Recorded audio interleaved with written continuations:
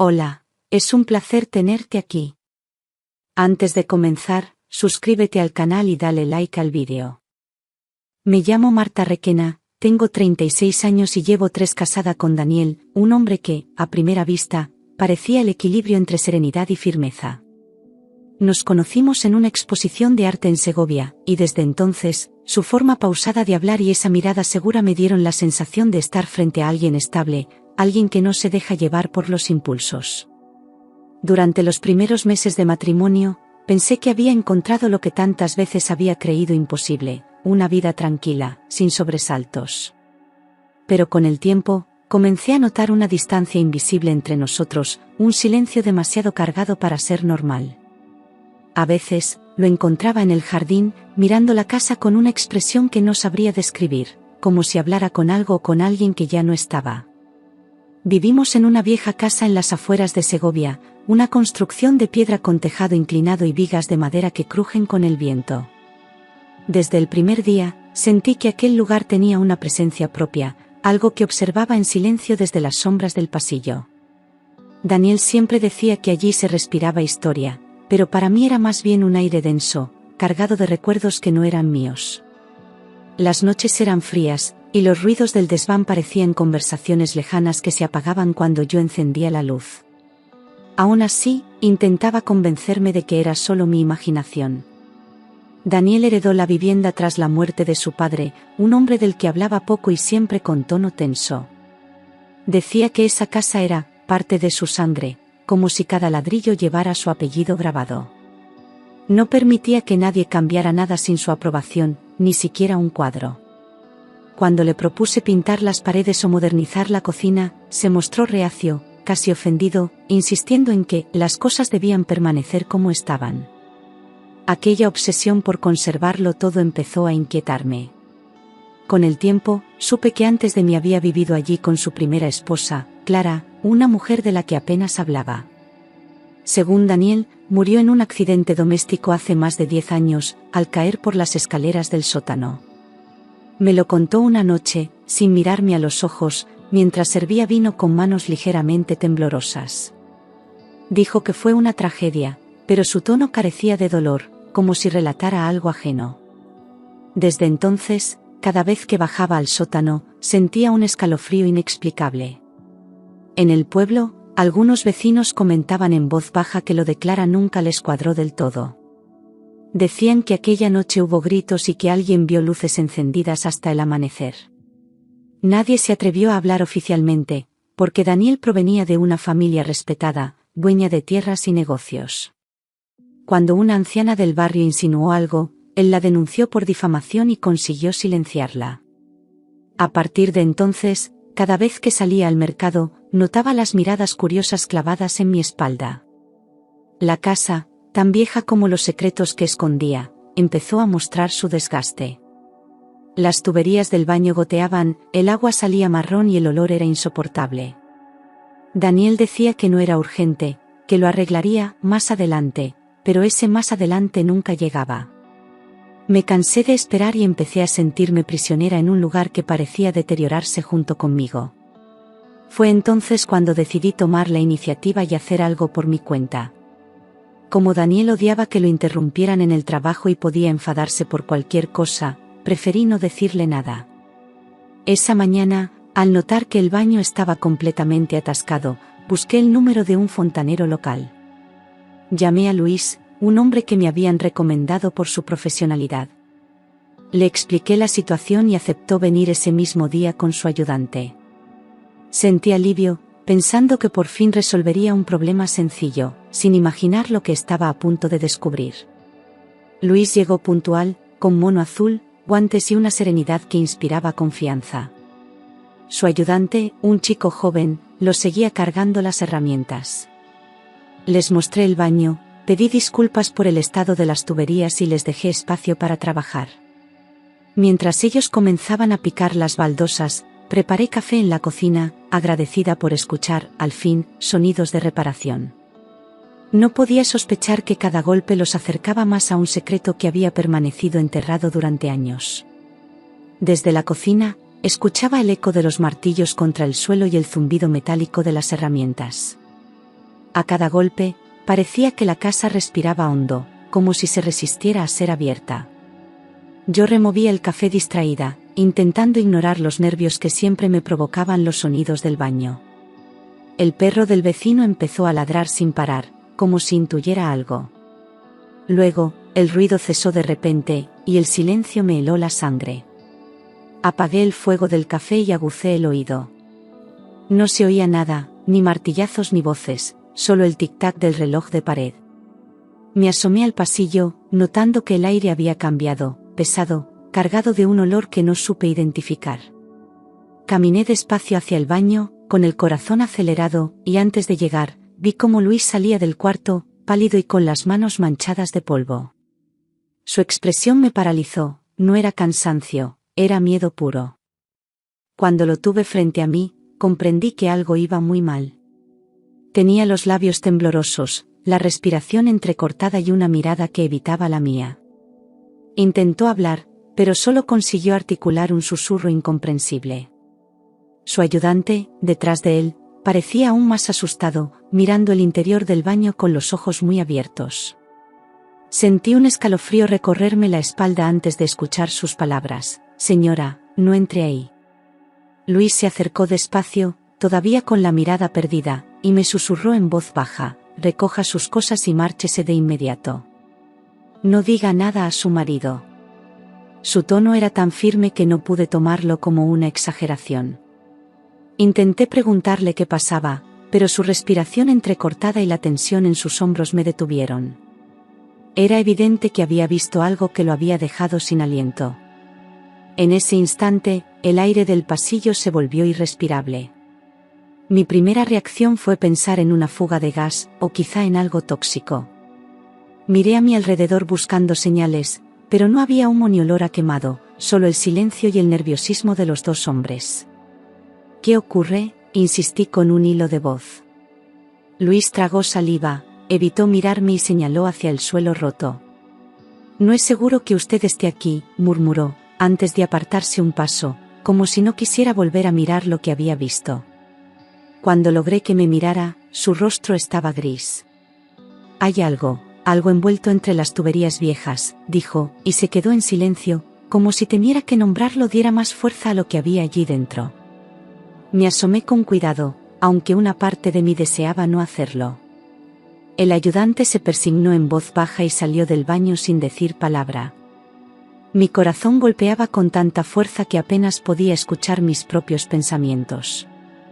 El aire del baño era pesado, y de pronto un olor metálico, denso y nauseabundo me golpeó de lleno. No era humedad ni óxido, era algo más orgánico, algo que no debía estar allí. Tapé mi nariz con la mano mientras Luis retrocedía, negando con la cabeza. Me incliné un poco para ver mejor, pero aquel hedor me hizo toser. Entonces comprendí que lo que se ocultaba bajo esas baldosas no pertenecía al mundo de los vivos.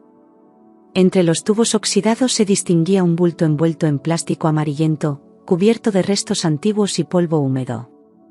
Luis, temblando, dijo que lo había golpeado sin querer al intentar cambiar la tubería. Me arrodillé, aunque mi cuerpo me pedía huir, y vi una forma humana bajo las capas endurecidas del plástico. Todo parecía sacado de una pesadilla, pero estaba allí, frente a mí, tangible. Sentí un vértigo insoportable y tuve que apoyarme en la pared para no caer. El miedo se apoderó de mis piernas hasta dejarlas sin fuerza. Intenté respirar hondo, pero el aire olía a hierro y podredumbre. Mi mente se negaba a aceptar lo que veía, repitiendo que debía ser un animal, un muñeco, cualquier cosa menos lo evidente. Luis me pidió que saliera del baño, pero mis pies parecían clavados al suelo. Fue el tono quebrado de su voz lo que finalmente me hizo retroceder, casi sin equilibrio. Luis se llevó la mano a la frente y susurró, apenas audible: «Son restos humanos, señora». Aquellas palabras me atravesaron como un golpe. Todo a mi alrededor se volvió borroso, el zumbido en mis oídos me impedía pensar. Él se quedó quieto, pálido, como si haberlo dicho lo condenara. En ese instante comprendí que nada volvería a ser igual, y que esa casa guardaba un secreto que no debía haber salido a la luz. Me quedé paralizada, observando el hueco como si fuera una puerta al infierno. Intenté hablar, pero mi voz no salía. El sonido distante de un coche pasando por la calle me devolvió por un segundo a la realidad. Luis respiraba agitado, y el joven ayudante se había marchado a la puerta, incapaz de seguir allí. Sentí que el corazón me pesaba tanto como si fuera de piedra, y quise cerrar los ojos para borrar la imagen, pero era imposible. Luis se apartó unos pasos, temblando, y apoyó las manos en las rodillas como si le faltara el aire. Murmuró algo sobre llamar a la policía, pero luego dudó, temiendo que lo culparan de haberlo roto. Le dije que no se preocupara, que yo me encargaría. A pesar del miedo, algo en mí buscaba entender qué había bajo aquel plástico. Él me miró con una mezcla de compasión y horror, y me advirtió una última vez: no toque nada. Cuando salí del baño, el pasillo me pareció más estrecho que nunca. El aire era tan espeso que parecía un muro invisible. Cada rincón de la casa me resultaba ajeno, como si el lugar donde había vivido se hubiera transformado en otro completamente distinto. Miré hacia la escalera, esperando ver a Daniel aparecer de un momento a otro. Sentí un impulso irracional de huir, pero también la necesidad de saber la verdad, aunque doliera. Con las manos temblorosas, cogí el teléfono fijo que estaba sobre la cómoda del pasillo. No podía pensar con claridad, pero sabía que debía hacerlo. Marqué el número de la Guardia Civil y apenas pude explicar lo ocurrido. Mi voz temblaba, se quebraba entre palabras, mientras Luis me observaba sin moverse, aún pálido. Cuando colgué, sentí un escalofrío recorrerme entera, como si la casa supiera que su secreto había sido traicionado. Llegaron en menos de 20 minutos, 2 coches con luces parpadeantes que rompieron el silencio de la calle. Luis salió a recibirlos y les explicó lo que había encontrado. Yo permanecí en la puerta, inmóvil, abrazando mis propios brazos como si así pudiera contener el temblor. Uno de los agentes me pidió que los acompañara al baño y que no tocara nada. Cuando miraron el hueco, sus rostros cambiaron de inmediato. Ya no eran funcionarios, eran hombres horrorizados. El silencio volvió a caer sobre todos cuando uno de ellos se agachó para examinar el interior. «Madre mía, ¿qué demonios es esto?», murmuró. El otro encendió una linterna y apuntó hacia el plástico endurecido que cubría la figura. El aire se llenó de un olor insoportable, y uno de los agentes se apartó para no vomitar. Yo retrocedí hasta el pasillo, tapándome la boca, intentando no gritar. En ese momento comprendí que ya no había vuelta atrás. Poco después, un técnico forense llegó y, tras un análisis rápido, lo confirmó sin rodeos: eran restos humanos. Dijo que el cuerpo había estado allí más de una década, envuelto en plástico industrial. Sus palabras resonaron como campanadas en mi cabeza. Vi cómo los agentes intercambiaban miradas, anotaban fechas y sacaban fotografías. Todo se movía a mi alrededor, pero yo sentía que mi cuerpo se había quedado suspendido en otro tiempo. Mientras los agentes sellaban el área, una idea terrible me atravesó la mente: cuando Clara murió, Daniel era el único que vivía en esa casa. Nadie más. Recordé su insistencia en que no cambiara nada, en conservar las paredes, el baño, los cimientos, todo. Luis, sin querer mirarme, murmuró algo sobre responsabilidades. Y fue entonces cuando sentí por primera vez que tal vez no conocía en absoluto al hombre con el que dormía cada noche. Intenté mantener la calma, pero mis piernas no respondían.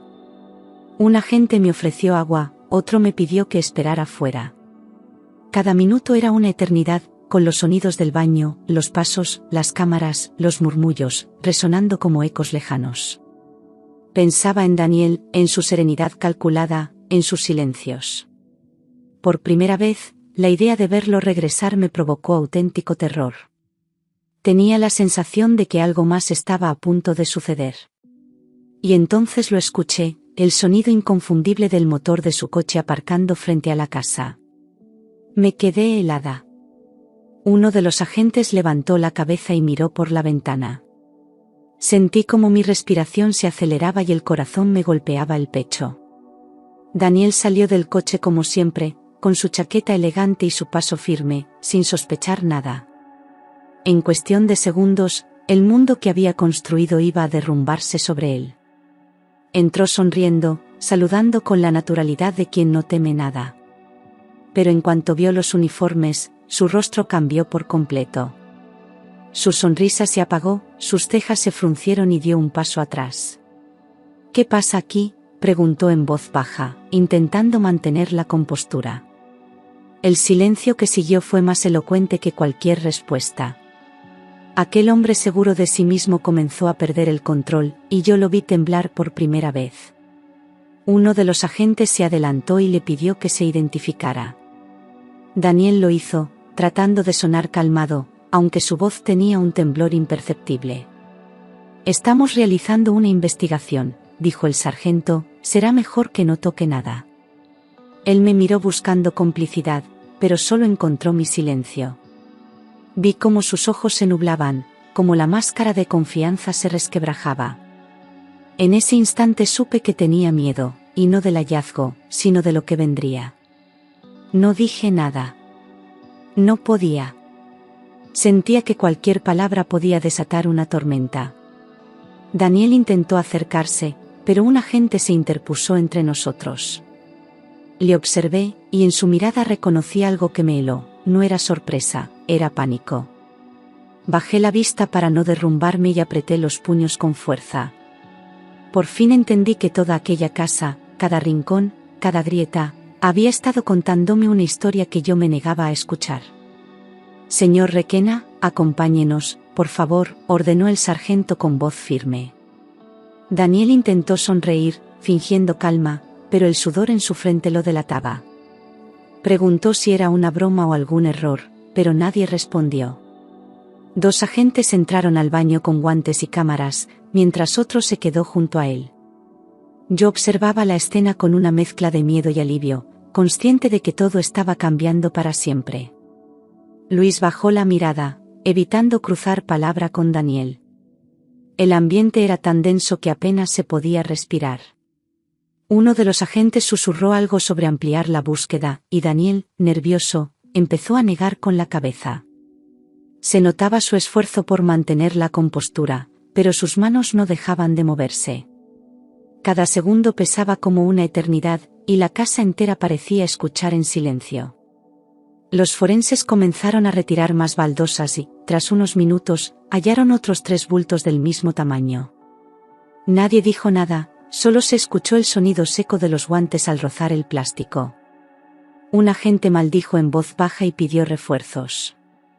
Daniel se apoyó contra la pared, pálido, con los ojos clavados en el suelo.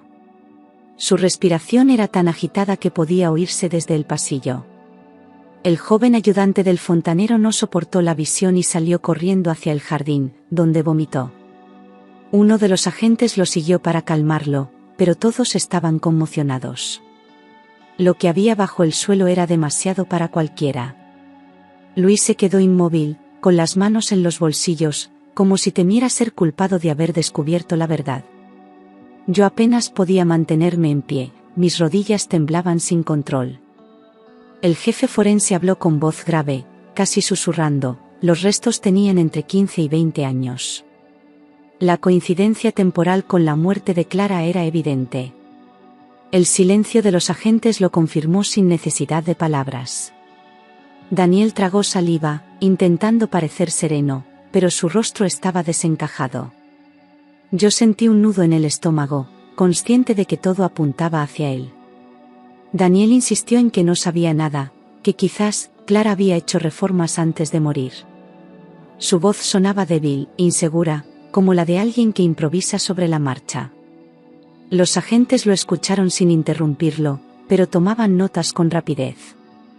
Luis negó discretamente con la cabeza, sabiendo que aquella versión no tenía sentido. Yo observaba en silencio, comprendiendo que su mentira era el principio del fin. Horas más tarde, los vecinos empezaron a declarar. Todos coincidieron en que la casa no se reformaba desde los años 90. Nadie recordaba obras, ni ruido, ni obreros entrando. Aquello destrozaba por completo la coartada de Daniel. El sargento me miró con seriedad y me pidió que no regresara allí hasta que todo se aclarase. Asentí, Pero dentro de mí sabía que esa casa ya no me pertenecía. Quise creerle, quise pensar que había una explicación posible, que todo era un error.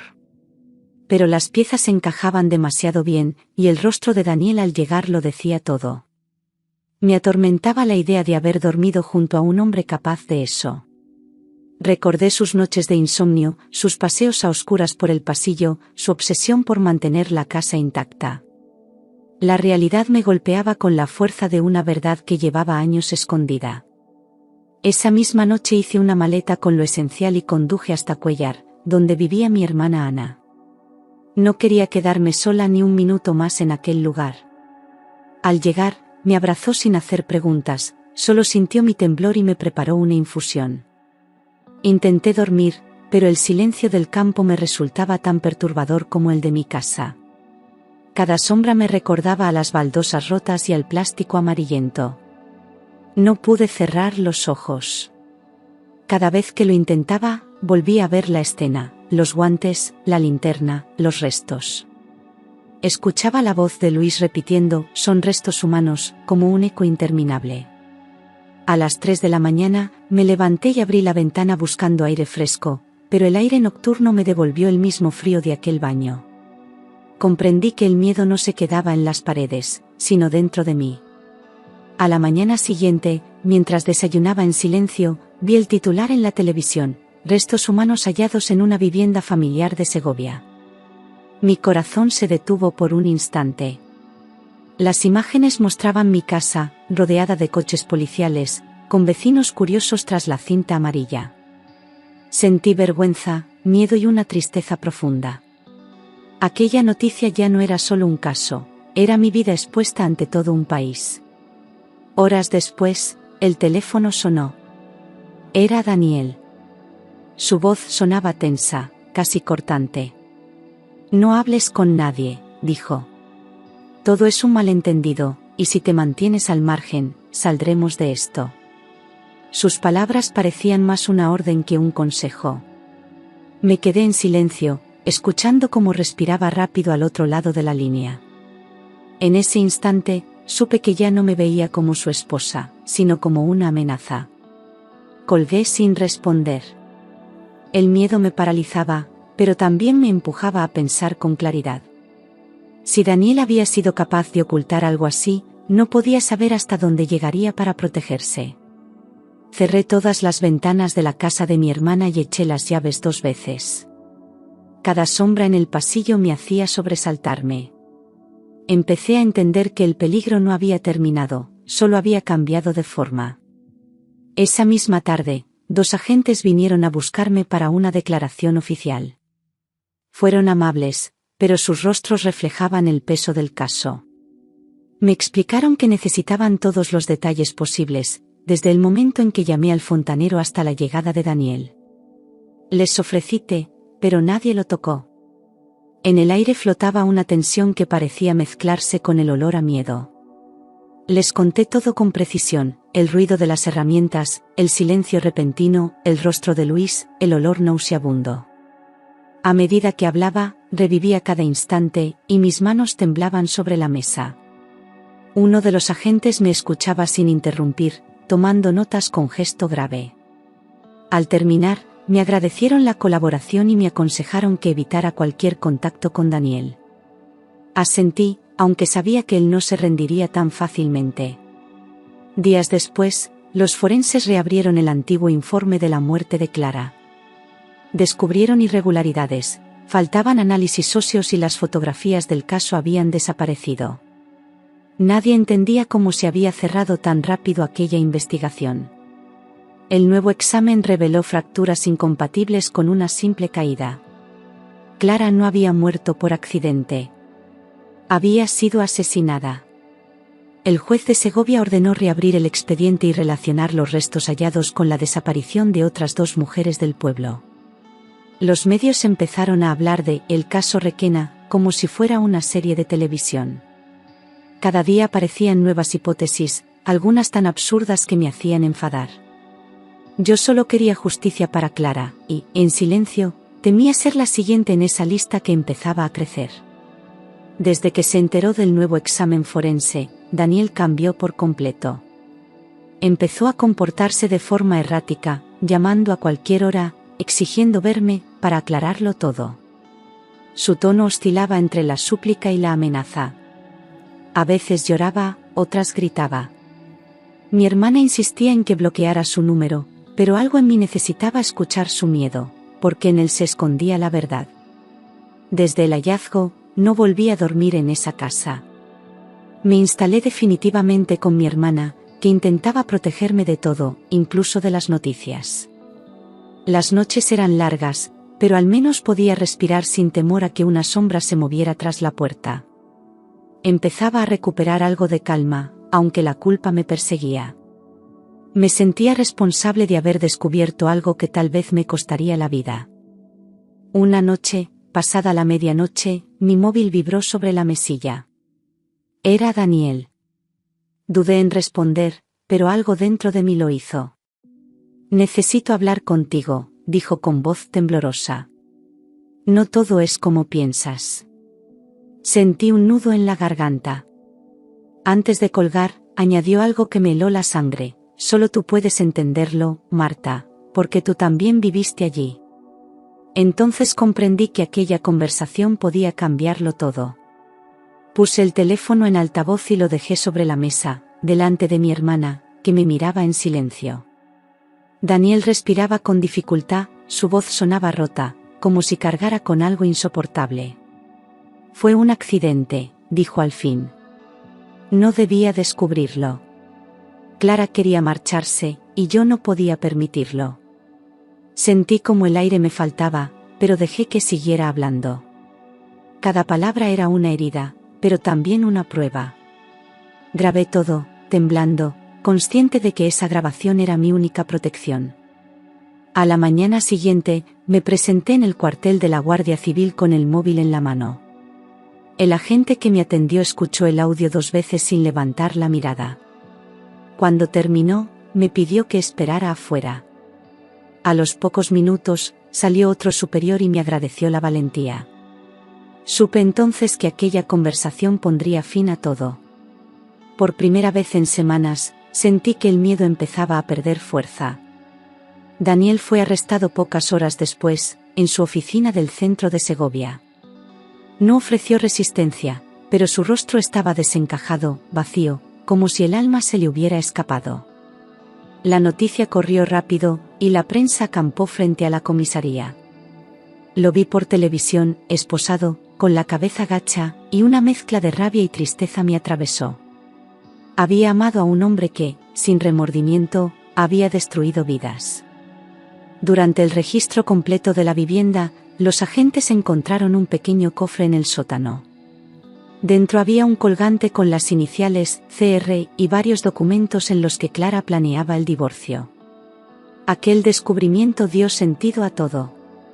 Daniel no podía soportar la idea de perder la casa ni la herencia de su padre. La verdad, tan clara y cruel, quedó escrita en esas páginas que yo jamás debía haber leído. Los peritos confirmaron que Clara había intentado marcharse poco antes de morir. Daniel, acorralado, la había confrontado y todo terminó en tragedia. Después, ocultó su cuerpo bajo las tuberías, sellando el suelo con cemento y fingiendo normalidad durante años. Su motivo no fue la locura, sino el orgullo y el dinero. Esa certeza me dolió más que cualquier traición, el amor se había convertido en propiedad.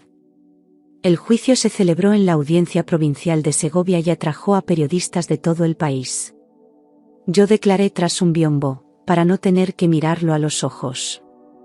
Escuché cómo sus abogados intentaban justificar lo injustificable, pero las pruebas eran irrefutables. Luis, el fontanero, también testificó, con la voz temblorosa pero firme. Aquella sala estaba cargada de dolor, como si las paredes absorbieran el peso de todos los secretos. Tras varios días de deliberación, el juez pronunció la sentencia, culpable de homicidio y ocultación de restos humanos. Condenado a 25 años de prisión sin posibilidad de reducción inmediata. Nadie aplaudió, nadie habló. Yo cerré los ojos, sintiendo un vacío enorme, como si mi vida también quedara enterrada bajo ese fallo judicial. La justicia había llegado, pero la paz seguía lejos. Durante semanas no pude dejar de llorar. Todo lo que había creído amor se convirtió en una mentira cuidadosamente construida. Las noches eran interminables, y el sonido del agua me devolvía al baño, al plástico, al olor metálico. Mi hermana me obligaba a comer, a salir, a respirar. Pero había algo dentro de mí que seguía atrapado en aquella casa, como si una parte de mi alma se hubiera quedado bajo las baldosas. Busqué a Luis para agradecerle lo que había hecho. Nos vimos en una cafetería del centro, y cuando lo vi entrar, entendí que él tampoco había vuelto a ser el mismo. Le di las gracias entre lágrimas, y él solo respondió: «Usted tuvo el valor de mirar». Esa frase se me quedó grabada. Si no fuera por su intuición, quizá yo también habría acabado formando parte del silencio de esa casa. No volví a pisarla. Le pedí a mi abogado que gestionara la venta cuanto antes, sin importar el precio. Ver las fotos en el anuncio inmobiliario me estremeció. Cada habitación parecía esconder una historia que nadie querría escuchar. Nadie quería comprarla, y con razón. Para mí, ya no era un hogar, sino una tumba disfrazada de vivienda. Con cada firma, sentía que cerraba una puerta, pero el eco seguía dentro. Durante meses, el sueño fue mi peor enemigo. Soñaba con el sonido de los martillos, con el plástico rompiéndose, con el agua saliendo roja por los grifos. A veces despertaba gritando, convencida de que Daniel estaba a mi lado observándome. Mi terapeuta decía que era el trauma intentando salir, pero yo sentía que la casa aún vivía dentro de mí. Ninguna distancia parecía suficiente para silenciar aquel pasado. Con el paso del tiempo, empecé a reconstruirme. Volví al trabajo, retomé pequeñas rutinas, y aprendí a no mirar atrás cada vez que oía pasos.